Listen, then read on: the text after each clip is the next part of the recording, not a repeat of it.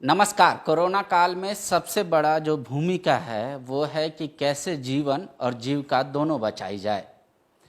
राज्य सरकार हो या केंद्र सरकार, दोनों ही दावा कर रही है कि हम दोनों में बैलेंस बनाकर चल रहे हैं। परिस्थितियां जो है, आप किसको जिम्मेदार मानते हैं वो आपके ऊपर है। लेकिन इन दिनों किसानों को लेकर झारखंड में राजनीति काफ़ी तेज हो गई है। बीजेपी ने एक वर्चुअल धरना भी दिया और अब जो तस्वीरें आ रही हैं, खासकर जहां से मंत्री मिथिलेश ठाकुर आते हैं, गढ़वा से, चतरा से और पलामू से, कि वहाँ अब धान रखे रखे उसमें अंकुर पड़ रहे हैं, कोई उठाने वाला नहीं है। किसान कह रहे हैं मजबूर है, सरकार ध्यान नहीं देगी तो आत्महत्या के अलावा और कोई विकल्प नहीं है। किसान लोग कह रहे हैं कि भाई, एक तो हम लोग का सूखाग्रस्त इलाका है, जो धान हुआ उसमें हम लोगों का कोई अगर उठाव नहीं करेगा तो हम लोगों को पैसा नहीं मिलेगा, तो हम लोग क्या करेंगे। आत्महत्या के अलावा और कोई उपाय नहीं बच जाता। ये जवाब देना चाहिए भारतीय जनता पार्टी के उन नेताओं को जो घड़ियाली आंसू बहाते हैं किसानों के नाम पर। आज 6 महीने से किसान धरने पर बैठे हैं, जिनके सूद लेने वाला कोई नहीं है, और आज ये लोग एयर कंडीशन में बैठकर किसानों के समर्थन में वर्चुअल धरना कर रहे हैं। तो ये जवाब अगर वो देते तो अच्छी बात होती, क्योंकि पूरे राज्य में धान की खरीदारी हुई है राज्य खाद्य निगम के द्वारा। और संयोग बस कहा जाए कि पलामू, चतरा और गढ़वा में इसमें मेरी भी भूमिका थी। मैं कहीं से भी इसमें पीछे नहीं हूँ कि एफसीआई के माध्यम से धान की खरीदारी वहाँ कराने का निर्णय लिया गया था। लेकिन ये बहुत ही कहा जाए तो गलत निर्णय था, क्योंकि जिस तरह से केंद्र सरकार निरंकुश बन गई है, उसके उसी तरह से उनके जो उपक्रम है वो भी पूरी तरह से निरंकुशता से काम कर रहे हैं। उनको कोई जवाबदेही नहीं, जनता के प्रति कोई जवाबदेही नहीं है। आज पलामू और चतरा का आंकड़ा तो हमारे पास है नहीं, वहाँ भी किसानों के धान नहीं खरीदे गए हैं। लेकिन गढ़वा जिले का आंकड़ा है हमारे पास कि 50% भी जितने किसानों को इन्होंने मैसेज भेजा था, जितने रजिस्ट्रेशन कराए थे सभी को तो मैसेज भेजा नहीं, लगभग 12,000 रजिस्ट्रेशन हुए थे, 11,500 को इन्होंने मैसेज भेजा, और 7,000 किसानों का, 7-7,500 किसानों का मात्र इन्होंने धान खरीदा है, और उसका भी भुगतान अभी तक नहीं किया है।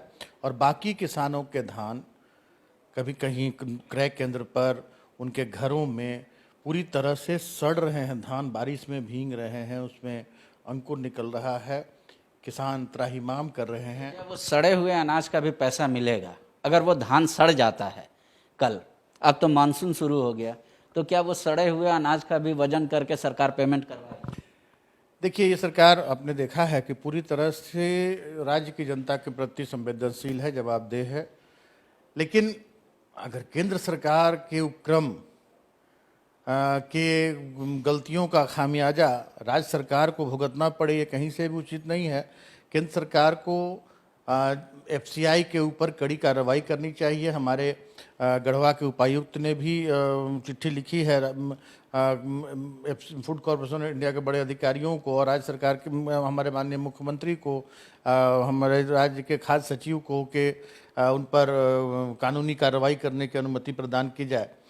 हम अगर इस तरह का ये रवैया अपनाएंगे तो हम कोई कदम नहीं छोड़ेंगे इनको हम कटघरे में खड़ा करने का और इन पर कानूनी कार्रवाई करके इनको जेल के शिक्षों के पीछे भेजने का। जहाँ तक राज्य के किसानों की बात है तो मैं आपको भरोसा दिलाता हूँ कि राज्य के किसानों के साथ किसी तरह का न्याय नहीं होगा, उन्हें उनका उचित हक मिलेगा। बीजेपी कह रही है कि भले ही जेएमएम यस सरकार ये आरोप लगा रही है कि food corporation of India FCI नहीं खरीद कर रही है, 3 जिलों में पेमेंट नहीं हुआ है। बोले पूरे राज्य का यही हाल है। जहां खाद्य निगम से हुआ, राज्य सरकार ने खरीद, वहां भी किसानों को पैसा नहीं दिया, अपेक्षा से कम खरीद की गई। आज बाकायदा मनीष जायसवाल ने वीडियो जारी करके कहा है, वो दिखाया है कि कई ट्रक बंगाल के आ रहे हैं और बोकारो और चंदन कियारी से बंगाल प्रतिदिन धान लेकर जा रहे हैं आम व्यापारी। तो सरकार कह रही है कि आखिर किसान के कैसे हितैषी है। बीजेपी पूछ रही है, सरकार को बताना चाहिए एग्जाम्पल कि हम कैसे हितैषी हैं। क्या वो जो पैसा जो हम किसानों को 6-6 हज़ार देते थे, 5-5 हज़ार रुपये करके 11-11 हज़ार रुपये, वो बंद करने से हितैषी है? क्या एग्जाम्पल है? देखिए, शायद माननीय मनीष जायसवाल जी को ये पता नहीं है कि वो दूसरे ही व्यापार से जुड़े हुए हैं। तो ये इस व्यापार के बारे शायद उनको पता नहीं है। एफसीआई का, एसएफसी का जो भी धान क्रय होता है वो बंगाल और बिहार के राइस मिलों में ही जाता है। नहीं, वो आम व्यापारी भी बता रहे कि आम व्यापारी वो उनका सर्टिफिकेट दिखला दें कि आम व्यापारी का है या एफसीआई का है, एसएफसी का है। ये उन्हें दिखाना चाहिए कि एसएफसी के माध्यम से जा रहा है या किस माध्यम से जा रहा है। और रही दूसरी बात कि एसएफसी के द्वारा भी धान नहीं क्रय किया गया है, तो ये मैं आपको कह सकता हूँ कि एसएफसी ने जो धान क्रय किया है उसका अनुपात काफ़ी अच्छा है एफसीआई की तुलना में। और भुगतान भी किसानों को जो निर्देश है कि 24 घंटे के अंदर 50% जो उसका मूल्य है उसका भुगतान कर देना है। ये एक राज्य सरकार की बहुत अच्छी सोच है किसानों के प्रति। और जो भी बकाया भुगतान है वो भी बहुत निश्चित समय अवधि में कर दिया जाएगा। लेकिन केंद्र का उपक्रम जो है एफसीआई वो क्या कर रहा है उस पर भी जवाब देना चाहिए और उस पर भी मांग करनी चाहिए उन्हें केंद्रीय खाद्य मंत्री से और माननीय प्रधानमंत्री से कि 3 जून के माननीय मनीष जायसवाल जी का सटा जिला है, चतरा है, हजारीबाग है, पलामू है, पलामू है, गढ़वा है, वहाँ के किसान त्राहिमाम कर रहे हैं, वो भी राज्य के ही जनता हैं। सरकार ऐसा क्यों नहीं करे? टुकड़े टुकड़े में आप आंकड़े बताते हैं, कृषि मंत्री आंकड़े बताते हैं। सरकार एक आंकड़ा जारी करके बता दे कि हमने राज्य में इतने किसान का रजिस्ट्रेशन किया, इतना धान खरीदा, इतना पैसा भेज दिया, इतना पैसा जाएगा। इतना पैसा एफसीआई को बोला था कि धान खरीदने, नहीं खरीद पाई। जनता के सामने पूरी सच क्यों नहीं ला पा रही है? ना सरकार ला रही है, ना विपक्ष ला रहा। देखिए, सभी मंत्रियों को अलग अलग विभागों की जिम्मेदारी है। आज आप हमसे पेयजल का आंकड़ा पूछेंगे, मैं पूरी तरह से बता दूंगा। पेयजल विभाग को जारी करना चाहिए, सिर्फ कृषि मंत्री ने हमने किसानों की सहूलियत के लिए एफसीआई से धान क्रय का हमने मांग की थी माननीय मुख्यमंत्री से कि पलामू, गढ़वा और ये चतरा जिले का धान एफसीआई के माध्यम, और एफसीआई से हमारा मेमोरेंडम ऑफ अंडरस्टैंडिंग है कि हमारे किसानों की जो उपज होगी वो आपको खरीदना है। मतलब वो फैसले पे अब आपको अफसोस हो रहा है कि हम गलत कर दिए, नहीं करना चाहिए था, हम लोग राज्य सरकार ही खरीद लेती। निश्चित रूप से ऐसा क्रियाकलाप होगा केंद्रीय उपक्रम का, हमें उम्मीद नहीं थी कि कोई जिम्मेदार अधिकारी यहाँ नहीं है, कोई पूर्ण रवैया नहीं है उनका। और बात करने से एक कैबिनेट मंत्री अगर उनसे संपर्क करना चाहता है तो वो फोन बंद कर देते हैं, वर्चुअल मीटिंग बुलाता है तो वो गायब हो जाते हैं। तो इन पर तो निश्चित रूप से कार्रवाई होनी चाहिए। सारे प्रमाण हैं हमारे पास, पत्र के माध्यम से उन्हें सूचना दी गई थी जब हमने जिले में बैठक की थी तो, कि उन्हें बैठक में शामिल रहना है वर्चुअल माध्यम से, और वे मीटिंग में तो शामिल हुए ही नहीं और अपना टेलीफोन तक बंद कर दिया उन्होंने, मोबाइल बंद कर दिया उन्होंने। और वहां से आने के बाद 3 दिन से 4 दिन से मैं प्रयासरत हूं कि उनके जीएम से बात हो सके। उनके जीएम ने बात करना मुनासिब नहीं समझा। हमारे पीए के माध्यम से हमने बात कराया कि वो मिलना चाहते हैं, बात करना चाहते हैं। उनका सीधा सपाट जवाब है कि कोविड के समय हम किसी से नहीं मिलेंगे। मैंने कहा कि फ़ोन से बात करवाने के लिए फ़ोन से भी बात करना उन्होंने उचित नहीं समझा। तो ये सीधा एक तरह से कहा जाए तो पूरी तरह से इनके विरुद्ध मामला बनता है और निश्चित रूप से अभी बहुत जल्द इनके ऊपर कार्रवाई होगी। सरकार न्याय करती है, इसीलिए सत्ता में बैठी रहती है। लेकिन सरकार अगर न्याय करती है तो लोगों को लगना भी चाहिए कि उनके साथ न्याय हो रहा है। झारखंड में एक मामला है रूपा तिर्की का, जो पूर्व थानेदार भी रही हैं। उनकी जो मौत हुई है वो पुलिस वाले, साहेबगंज पुलिस कह रही है वो आत्महत्या है, उनके परिजन कह रहे हैं ये हत्या है। सरकार क्यों नहीं सीबीआई के हवाले कर देती है पूरा मामला? देखिए, राज्य सरकार की भी बहुत सारी एजेंसियां हैं जो बहुत सारे मामलों का उद्भेदन बहुत अच्छे तरीके से करने में कामयाब हुई है और उनमें क्षमता है।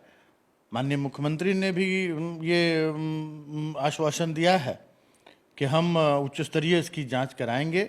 और मैं आपको दावे के साथ कहता हूं कि इसमें दूध का दूध, पानी का पानी होगा। चाहे जो भी दोषी होंगे, चाहे कितनी भी पहुंच वाले नहीं क्यों ना हो, कोई भी हो, इसमें इस घटना के पीछे अगर आत्महत्या है तो आत्महत्या का भी पूरी तरह से उसको ये किया जाएगा कि ये हाँ किस कारण से ये आत्महत्या है। अगर आत्महत्या नहीं तो भी इस पर से पर्दा उठेगा निश्चित रूप से। साहेबगंज पुलिस ऑडियो खेल रही है। विपक्ष के यहाँ पे जो आपके हैं नेता विधायक दल के बीजेपी के, वो कह रहे हैं कि वहाँ मुख्यमंत्री के जो विधायक प्रतिनिधि हैं पंकज मिश्रा, जो पार्टी के सचिव भी हैं, वो उनका लठैत के तौर पे काम कर रही है वहाँ की पुलिस। तो जब परिजनों को विश्वास नहीं है झारखंड पुलिस पे, तो सरकार को क्यों विलम्ब कर रहे हैं? कह दे कि हाँ ठीक है, आप सीबीआई से जिससे कराना चाहते हैं जांच करा ले। क्यों? क्या मुख्यमंत्री के जो विधायक प्रतिनिधि हैं हेमंत सोरेन जी के, उनके नाम आने की वजह से पुलिस इतना अड़ के काम कर रही है या ऑडियो खेल रही है? देखिए, हमारे माननीय मुख्यमंत्री पूरे राज्य की जनता के मुख्यमंत्री हैं और पूरे राज्य की जनता उनका परिवार है। मैं आपको ये बता देना चाहता हूं कि माननीय मुख्यमंत्री के अपने सगे भाई के ऊपर भी कोई आरोप आएंगे तो वो जांच में किसी तरह की कोताही नहीं बरतेंगे। और ये मामला अगर है, कोई भी व्यक्ति, मैं तो कहता हूं कहीं से भी कोई भी दोषी होगा तो बख्शा नहीं जाएगा। प्रथम दृष्टया ये आत्महत्या का मामला दिख रहा है और आत्महत्या के ये पर जांच हो रही है। और जो भी यहाँ राज्य की सभी जनता माननीय मुख्यमंत्री की नज़रों में, सरकार की नज़रों में बराबर का स्थान रखती है। और वो तो एक युवा पुलिस अधिकारी थी, सभी को दर्द है इसका, लेकिन हम राजनीतिक रोटी नहीं सेकना चाहते। किसी मौत, किसी हत्या या आत्महत्या को लेकर हम कोई राजनीतिक रोटी नहीं सेकना जानते हैं।